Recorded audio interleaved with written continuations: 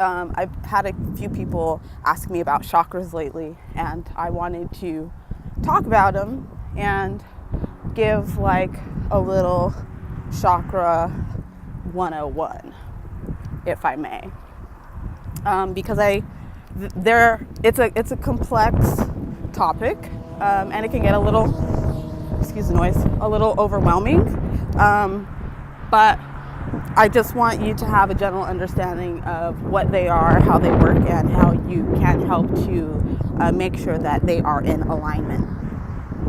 So, I want to start off that by saying that the best example that I could give is I want you to consider chakras to be little whirlpools. Picture a whirlpool.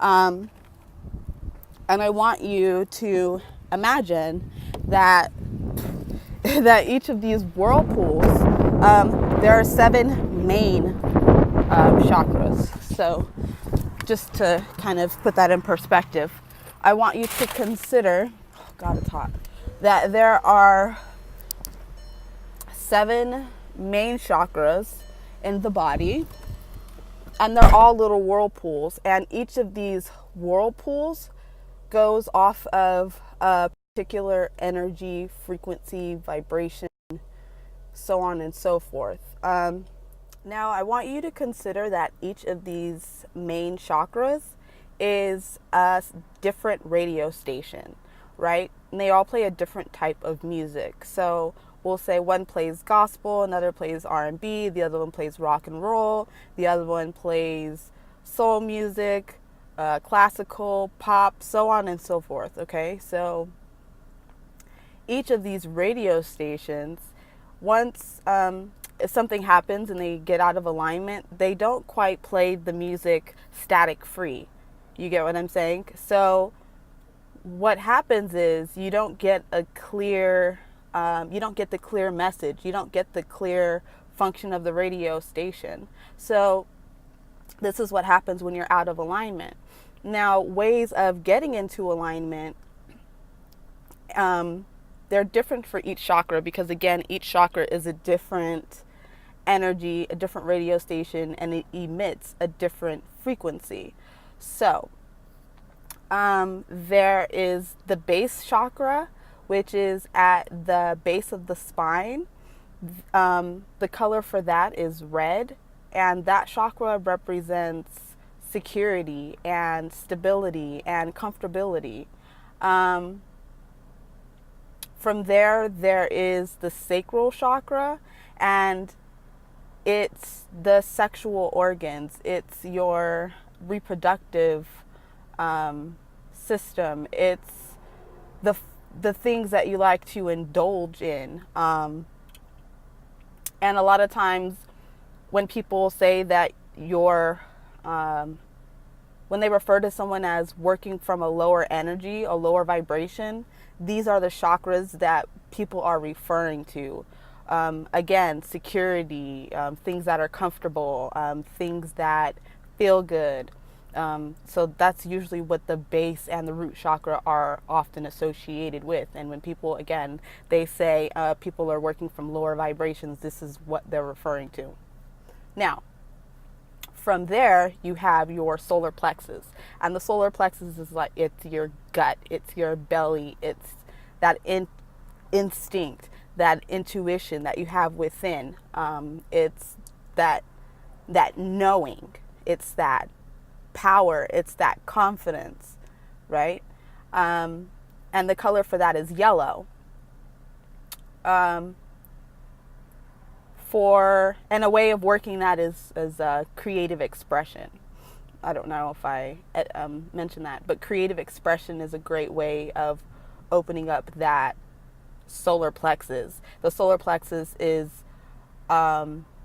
it's amazing, an amazing aspect. It's an amazing radio station to tune into when you are manifesting, okay? Because it's also associated with the sun, hence solar plexus. You see what I'm saying? This is why when you're confident, you're glowing. People are drawn to you, to your solar plexus. Also, your heart chakra.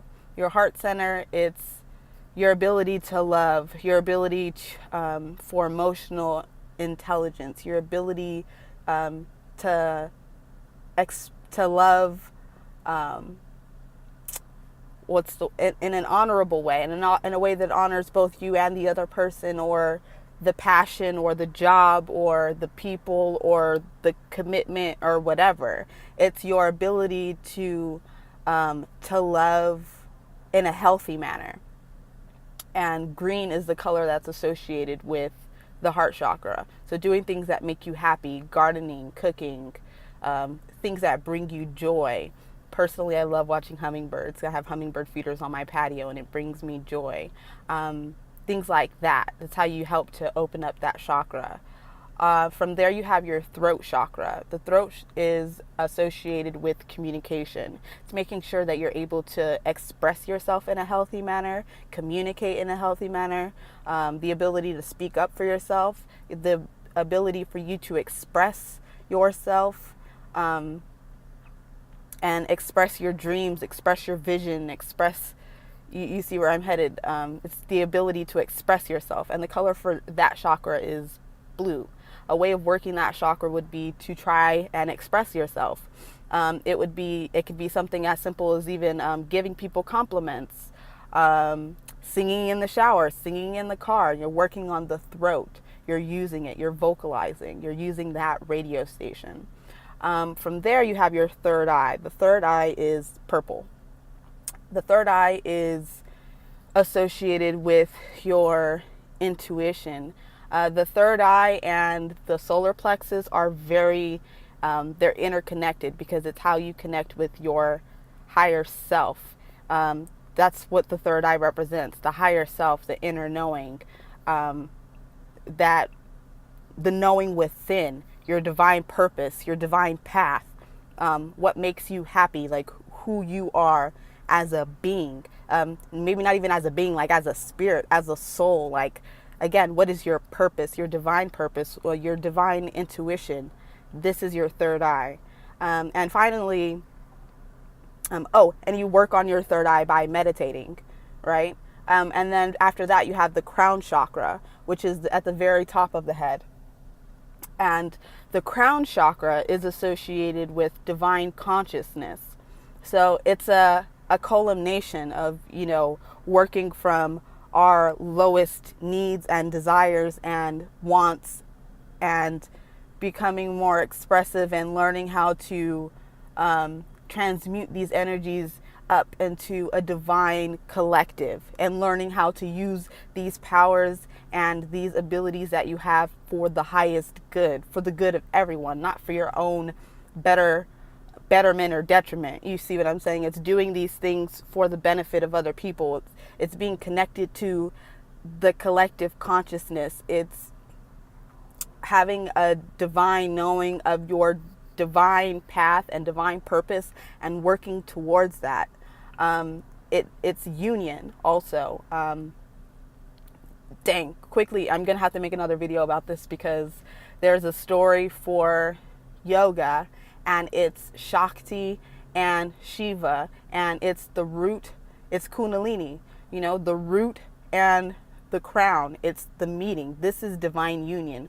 When they say divine masculine and divine feminine, this is what they're talking about. They're talking about complete activation of all of the chakras, being one within, having an understanding of, again, your personal purpose, your divine path, and learning how to transmute that to the highest good, and using it not only, again, not for yourself, but for the evolution of all, of the divine consciousness, the divine collective. Not just you, not just your family, not just your immediate city, but for the collective, for everyone. Now, of course, working in those small ways is how we get about it, but just to give you a perspective.